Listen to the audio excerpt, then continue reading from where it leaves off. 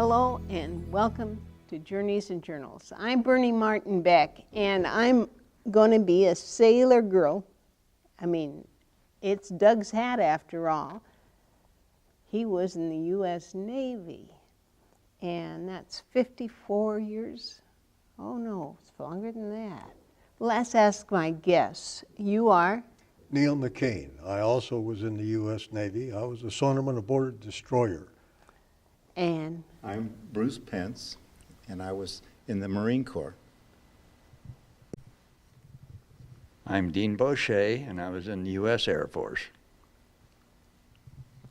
I'm Ron Duke. I was in the U.S. Army. I was in the 224th Regimental Combat Team. Now, we have quite an assortment here. What brings you all together today? A Korean War Veterans Association, of course, that we belong to. And in the process of it, I'm the state commander for the Korean War vets. And I was given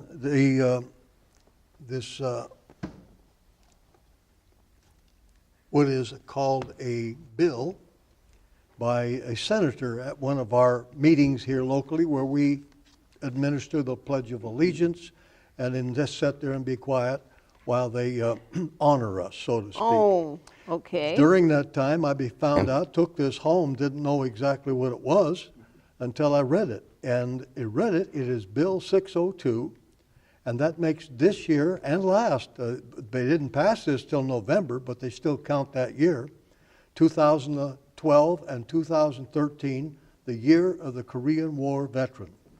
And the Senate wants to honor us from the Department of Defense. And so this is what brought us together. We are all Korean War vets, and we want to let the world know about the Certificate of Appreciation from the Department of Defense and how we're to find Korean War vets that are eligible. Okay, how did he find you, or you found him? Yeah, I actually found him. I hadn't participated in any veterans organizations before, and I guess it was about four and a half years ago, there was an article in the Courier, had a picture on the front page, talking about starting a new chapter in here. And Neil was there, and three others. I don't know if you were there, Ron, or not. Yeah, three others were there, and so I said, you know, I've never affiliated with any of the groups. So I decided I'd go to the next meeting, and I did. Ah, great. Why don't you pass the mic over and let's find what drew you into this? How did you get associated with it? I ran into Neil one day in a business in town, and he observed that I was a Korean War veteran because I had a hat on. And so we got to talking, and I started attending the meetings. I was just like Bruce here. All those years, I had never really been involved in any of the veterans organizations, and so Neil got us going. Would you pass your hat over here, because I want to see what made it such a... Okay. Uh-huh. I'm going to ask you about your hat. This is the years that you were... Yes, the war was from 1950 to 53, and those are the years that hostilities was going on in Korea. Hostilities, that's a very good word. It was a war, they just didn't call it a war. That's right. It was a police action that Truman declared as a police action. And now that's a little history lesson for you youngsters. We called ourselves cops. Pass the microphone over and let's hear your story. I, like these other gentlemen, I hadn't really joined any other organization like the VFW or the American Legion, and I read in the paper about a Korean War Veterans Association starting. This is in Medford some years ago, and they started a group over there, and I joined, and it was quite an active group, and it was a lot of fun to go. And the commander over there got sick, things sort of kind of dwindled down. One day a fellow came over, a new member, and it was Neil. Neil McCain was a new member over there. And he found out I lived in Rogue River, so he would pick me up and we'd go to the meetings over there. Shortly after that, it disbanded. It disbanded because the commander, who was very good, he became ill and no one took his place. And Neil had the idea, well, gee, I know a lot of guys in Grants Pass. Let's start another one in Grants Pass. So Neil did. He asked me if I'd come to a first meeting with him, which I did, and he talked to a lot of people and started it out. So actually, Neil started this group right here. Okay, Neil, how many Korean vets are in the area? Well, I've found out there's a good deal more than what's in our membership. You had to have 12 members in order to start a chapter, and it took us 2 years to get those 12 members. Now we're the second largest in the state. I think we've got 38 members. The other one being larger is the one in Portland. That figures. And so there is a chapter, and people who are watching from different areas, how can they find out about where a meeting would be? Or Well, we have our meetings here in Grants Pass, and that is at the Guild Building, the third Monday of the month, or is it the second? Third, thank you. But now the Portland people, do they get together in a group? Yes, they do. Portland has a much larger group. And Salem? Salem has a meeting, but they're not very large now, and they're trying not to get below the 12 so that they'll be inactive. So Eugene and Roseburg? No members there's members scattered.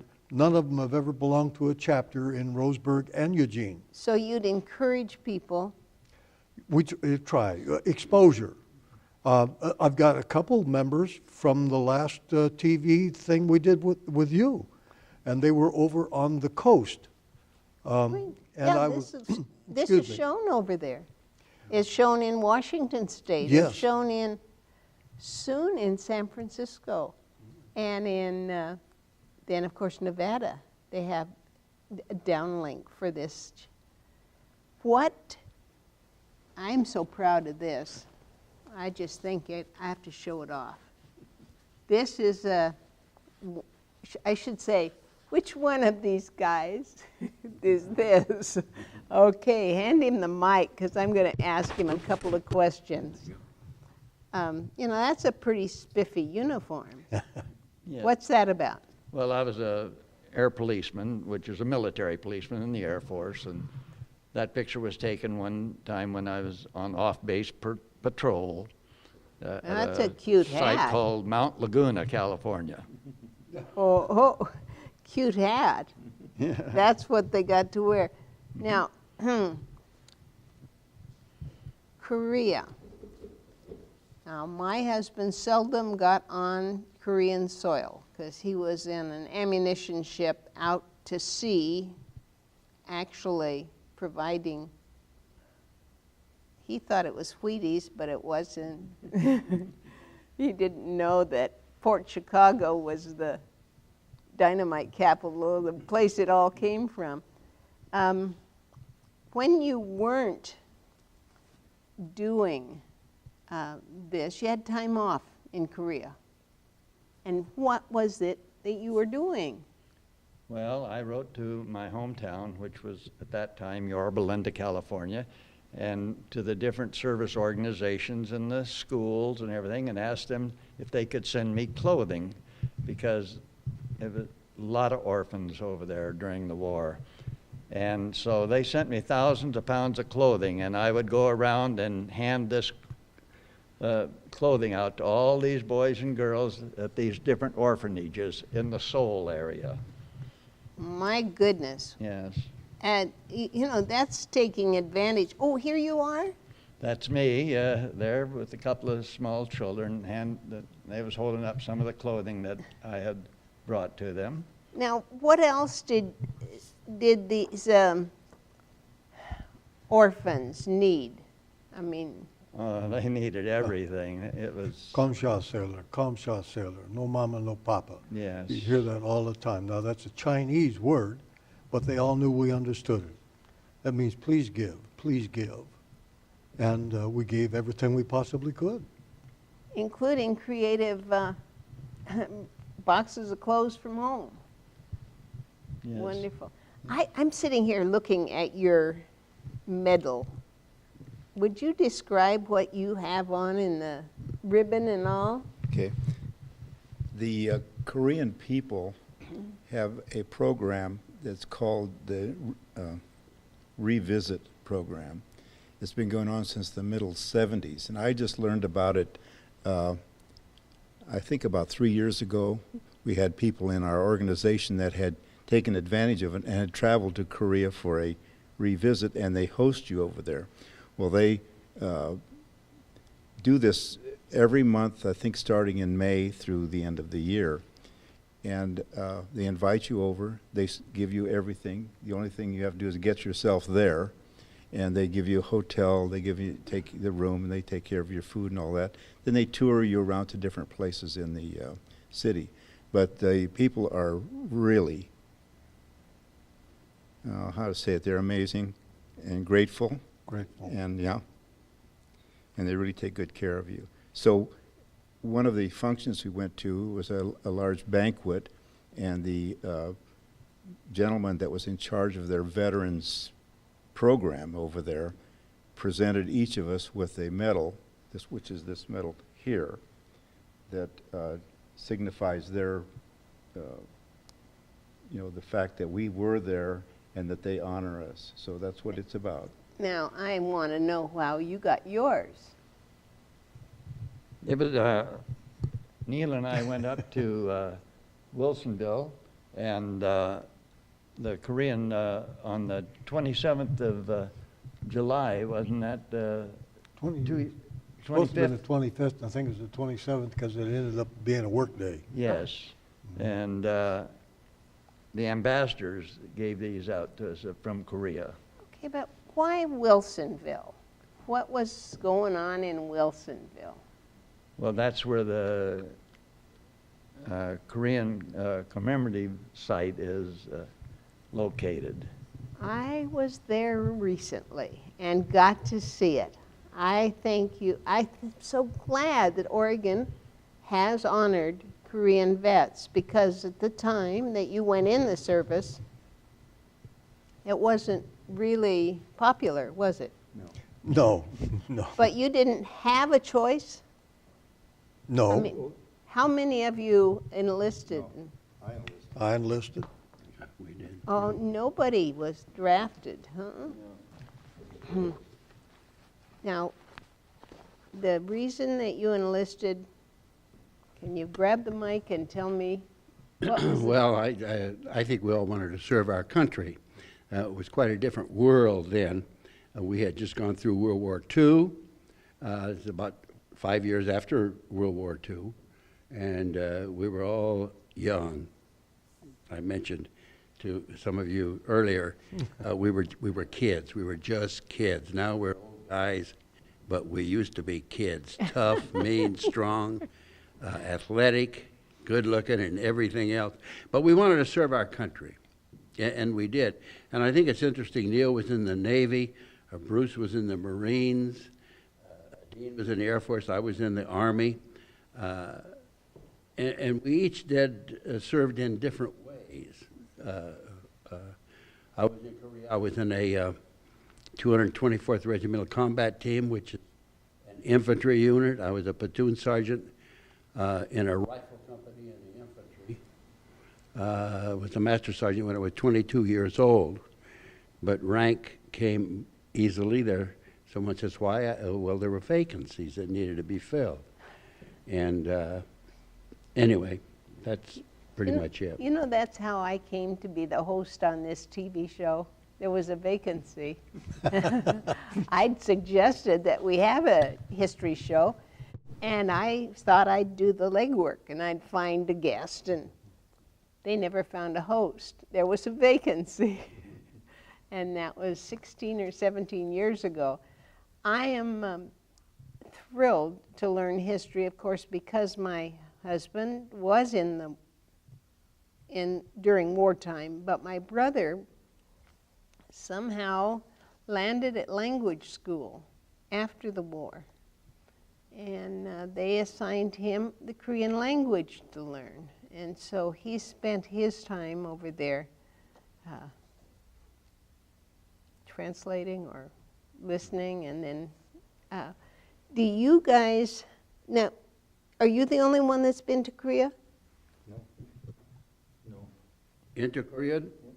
To get these, Oh, no, No. I was in Korea also on the revisit program. you were. I have three. I have three of those. I think, how many, you have two, Bruce? Yeah. I received the one in Korea.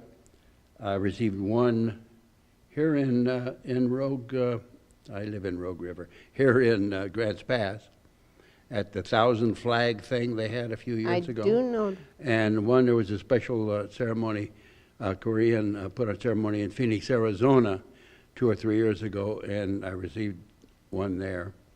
So I don't have one. I don't need to wear one. If I wear them all, it'd be too heavy. You know, we're getting back to this. What's this about?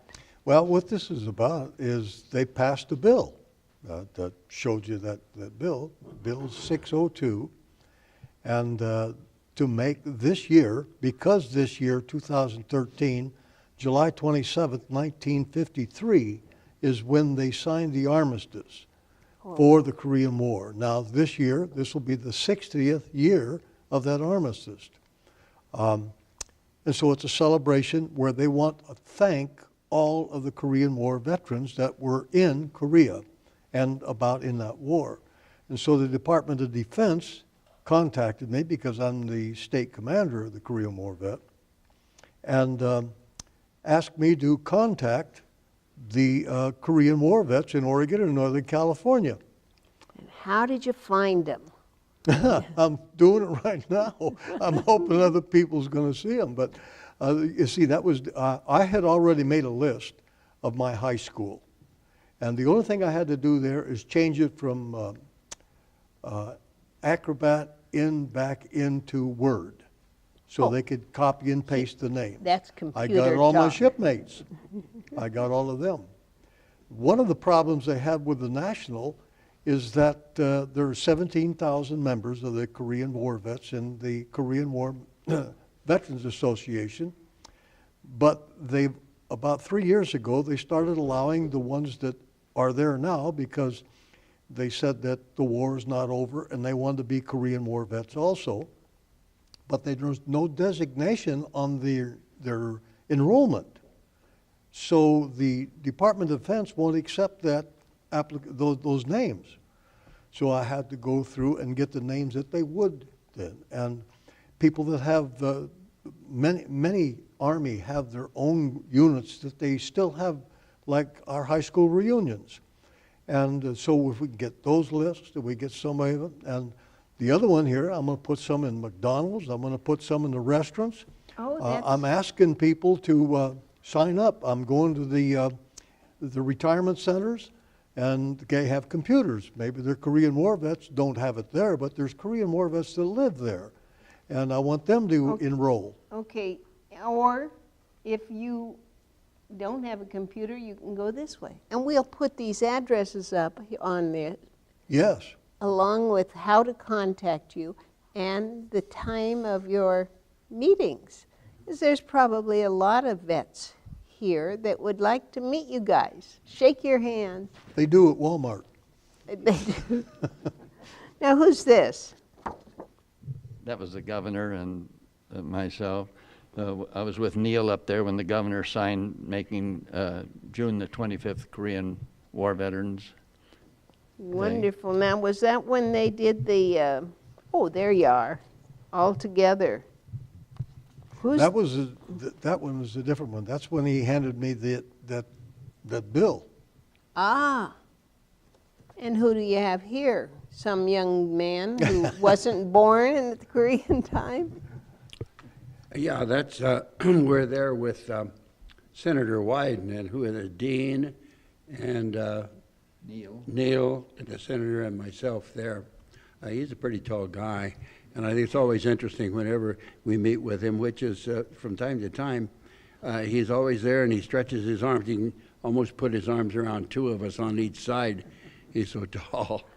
He's a big guy. And he has done a great job for seniors and for veterans. Regardless of which party you belong to, he has done a great job for us.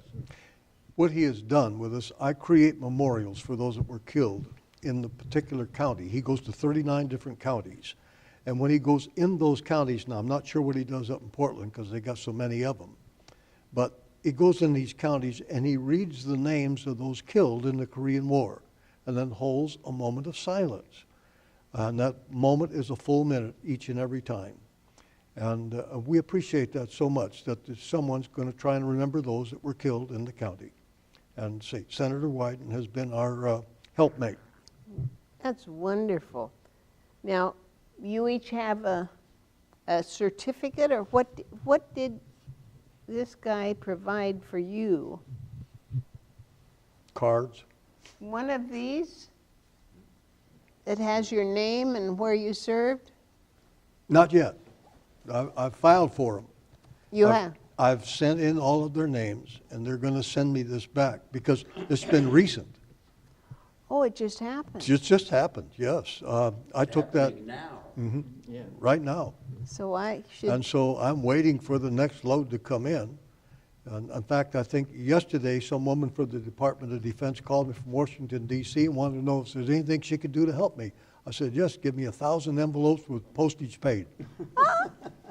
Now, I don't know if she's going to do it, but it would help. Here it is. Yeah. And I made these cards for our officers as well. Well, that's great. It has our American flag. That's the 1948 flag. It is, just like Olin's flag that he gave to us from World War II. He's a vintage fella.